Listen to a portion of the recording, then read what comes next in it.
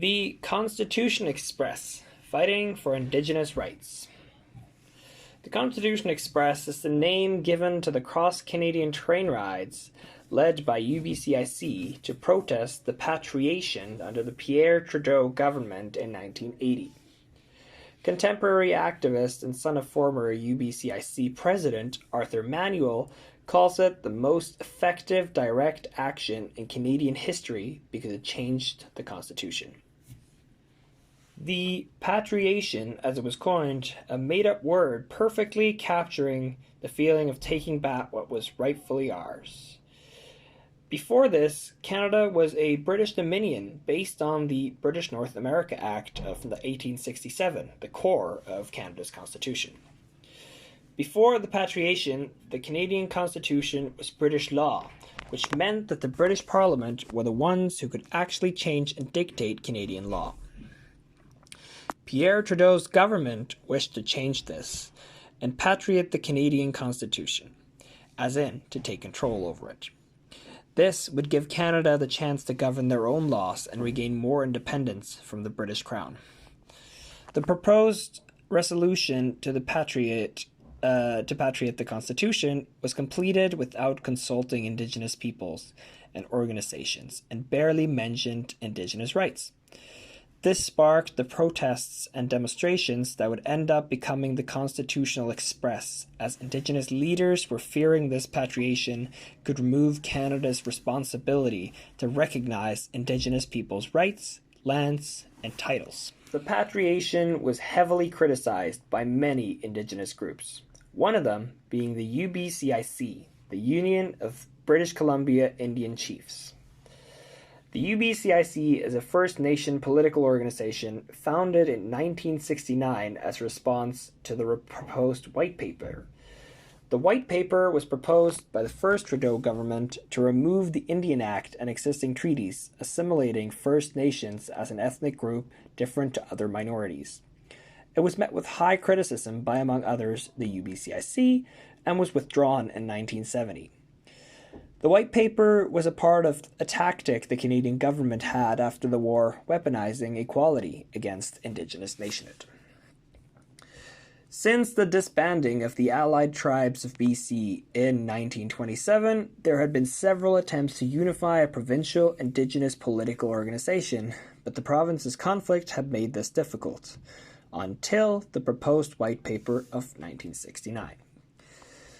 In 1980, the UBCIC was a strong organization led by George Manuel, leader of the Shuswap people, president of the World Council of Indigenous Peoples, and from 1979 to 1981, he was president of UBCIC. With Manuel leading them, the UBCIC criticized the patriation as an attempt to create another white paper. There were concerns about their legal treaties and proclamations with the British Crown and whether they would still hold weight, that First Nations would not hold power in federal decisions, and ambiguity around sections to prevent discrimination and protect Indigenous rights and freedoms. They were also disappointed that Indigenous people weren't consulted for the patriation.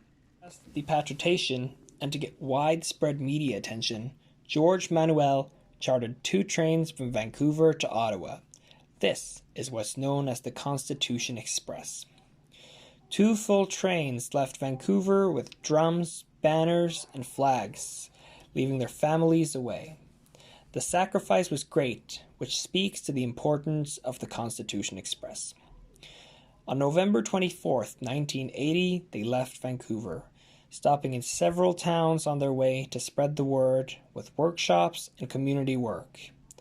One train taking the northern way and the other the southern way before they met in Winnipeg. More supporters joined the train over the journey. Dr. Winona Wheeler, representative for the UBCIC, claimed there was a bomb threat in Winnipeg that was staged by an undercover RCMP officer. Some bumps on the way didn't stop the Constitution Express, however, as they made their way to Ottawa with roughly 1,000 people. In Ottawa, the protests began. They were all peaceful. Their voices were clear. The patriation could only proceed with Indigenous consent. They proposed an internationally televised conference where Indigenous peoples, the Canadian government, and the United Kingdom would define the terms for political existence between them. They received media attention and support from the Mayor of Ottawa, Marion Dewar, who went on air requesting help, calling on the citizens of Ottawa to respond with their friendship and help. And according to Ron George, Constitutional Express organizer, they did. However, media attention and support from the Mayor of Ottawa wasn't enough. The Trudeau government wouldn't budge. 41 activists continued the journey from Ottawa to New York and the United Nations headquarters, wanting support and widespread media attention internationally. Activists continued to Europe in 1981 January, protesting in the Netherlands, Germany, France, Belgium, and England. In England, they gained support from politicians and members of the House of Lords. This international journey was called the Second Constitution Express.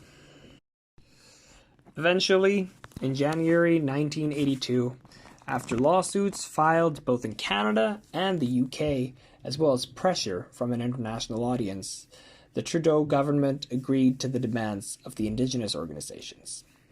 Section 35 of the Constitution Act came as a result of this. This section is crucial as it specifically reaffirms and recognizes Indigenous rights and treaties, stating, "The existing Aboriginal and treaty rights of the Aboriginal people of Canada are hereby recognized and affirmed. In this Act, Aboriginal peoples of Canada includes the Indian, Inuit, and Métis people of Canada.